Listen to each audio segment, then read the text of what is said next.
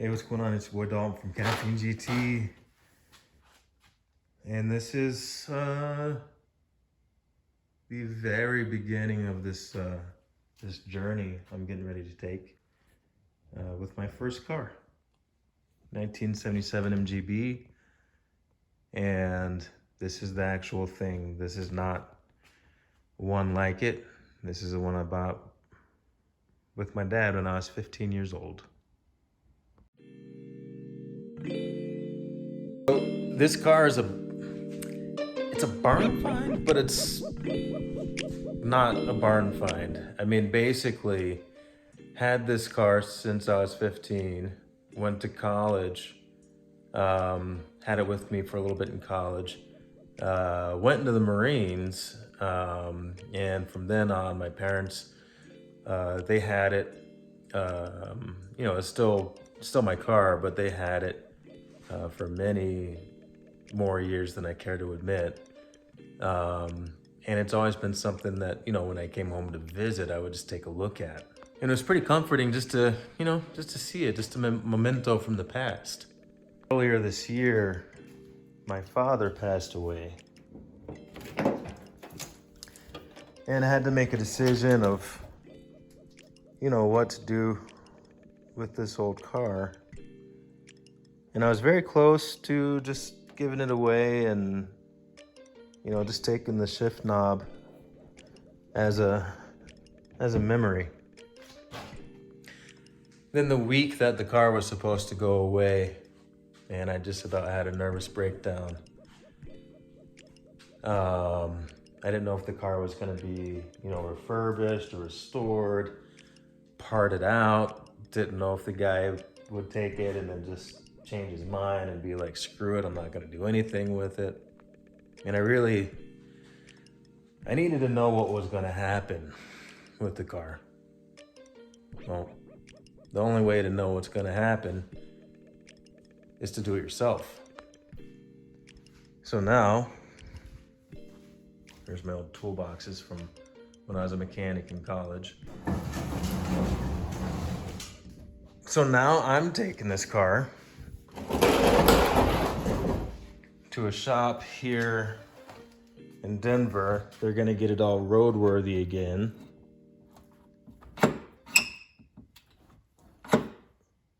Wonder if it locked itself. I guess that doesn't work. Anyway, I'm gonna take it down. They're gonna get it roadworthy again, and then once it is, it's going on a transporter and it's coming back to Dallas, where I'm gonna finish up the aesthetic work.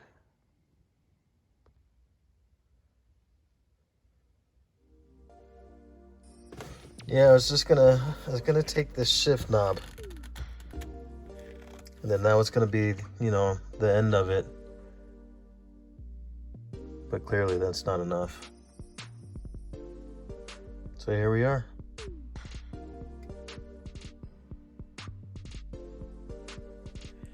Hey, what's going on?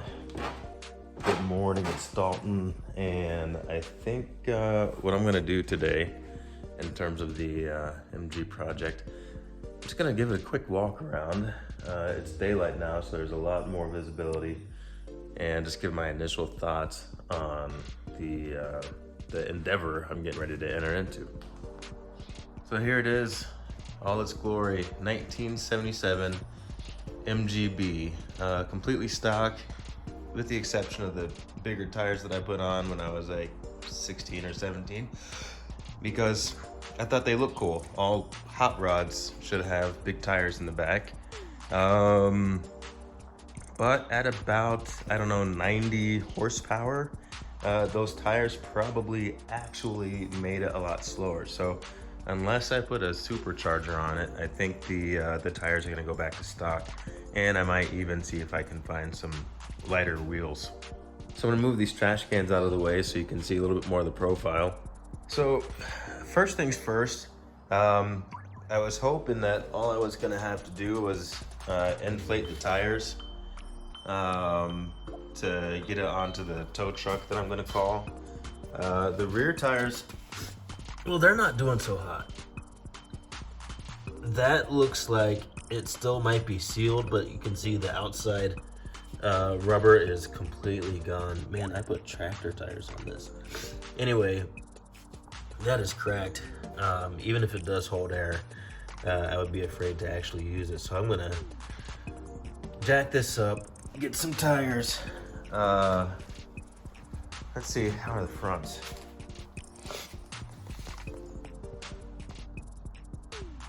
The fronts are a little dry rotted, but they're still holding air, and really,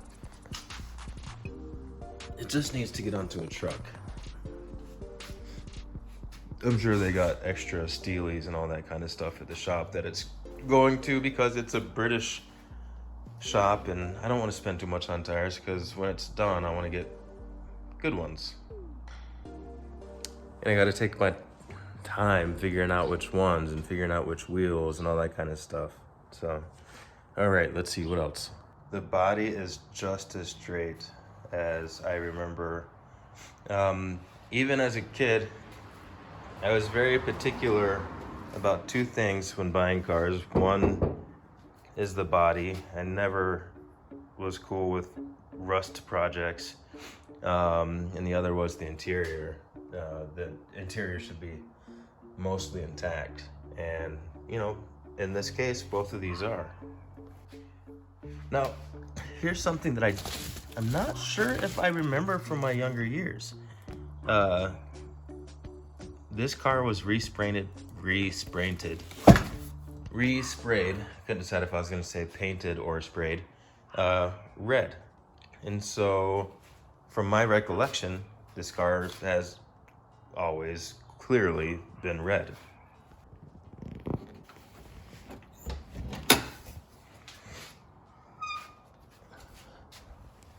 But open it up,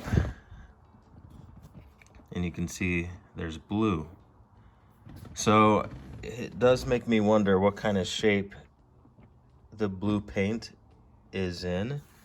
But it would be hard to just take off the red and keep the blue intact. So eventually it will get a respray. But I got a huge mountain of mechanicals to take care of first before I can even think of that. Good news is the side mirror is still here, and it's actually pretty much intact. I've got a small mountain of stuff over here to the side, so it's going to be difficult for me to get to the other tires on the other side. Oh, this mirror, that one is gonzo. Well, you know what? I'll replace the mirrors. That's fine. I did think that this glass was intact, but it's got a pretty big crack. So that's gonna have to be replaced. I wonder how expensive that is. Essentially, I've got to, take a look through all of this and, besides the engine and brakes and stuff, kind of start getting a sense for just how much it's going to cost me to get this car up and roadworthy again. The top is basically trash, but it's been trash for a very long time. I put that Felix the Cat sticker on there.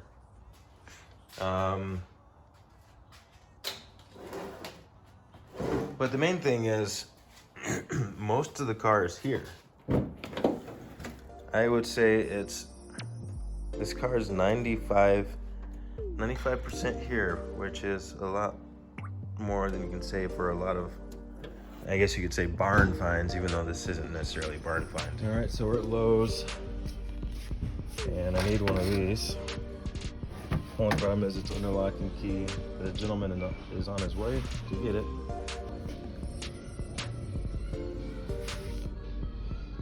All right, so I got the last one. Meant to be, every time I come to a power tool section, I want all the tools. Okay, so this is how they get you. I was like, this is light. This is lighter than I remember, but that's because it doesn't come with a battery. That's why it's only $47. I always get Cobalt, not because I'm particularly in love with that brand, but because that means that I always have, you know, the same style of battery. So if you look at all my power tools, they're all blue. All right, let me fire. All right, so slight change of plan. So basically the tire filler thing that I was gonna get, now it's gonna be $47. Okay, great investment. I can leave it here with my mom for if she ever needs, you know, to inflate tires. But then the battery pack was gonna be $149. So then I'm $200 into just something to get the tires inflated. On a car like this, all 4 tires before tax and mounting is gonna be about $200. So I decided to go ahead and get the jack stands, lift up the car, get the wheels off, and take it over to a tire shop and have them just put new tires on anyway, just because I'm gonna have to do that. So next stop is clearing everything out around the car and getting to the wheels.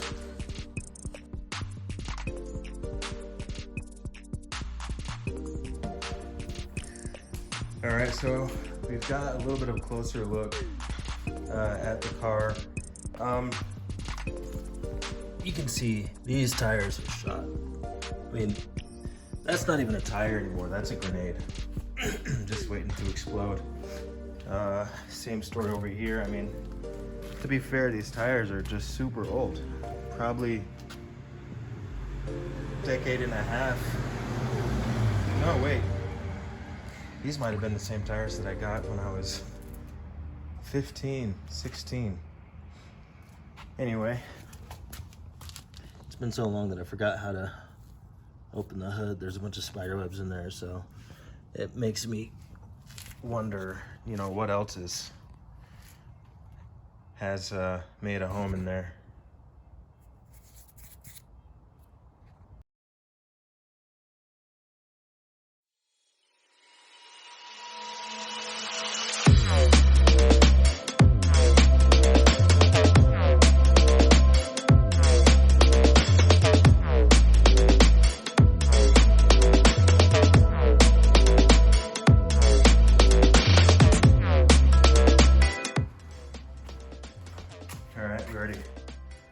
Talked about the tire. I haven't seen, if I'm honest, I haven't seen a drum brake in a very long time. To that end, I haven't seen leaf suspension in a very long time. Good news is things don't look rusted through. That fuel tank has got a leak, but hell, that could have been there since I was driving it. Another thing, I haven't seen 2-point seat belts in a long time. That'll have to change. I know they have conversion kits for that.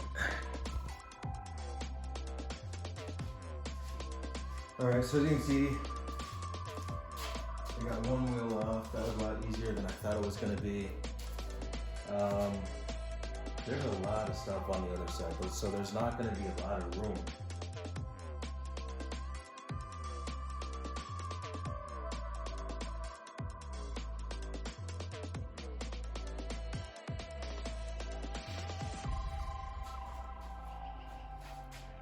All right, well, this old guy, I remember this one. This one's looking like it needs a refurb as well. Oh, that's cool. Should probably eBay this.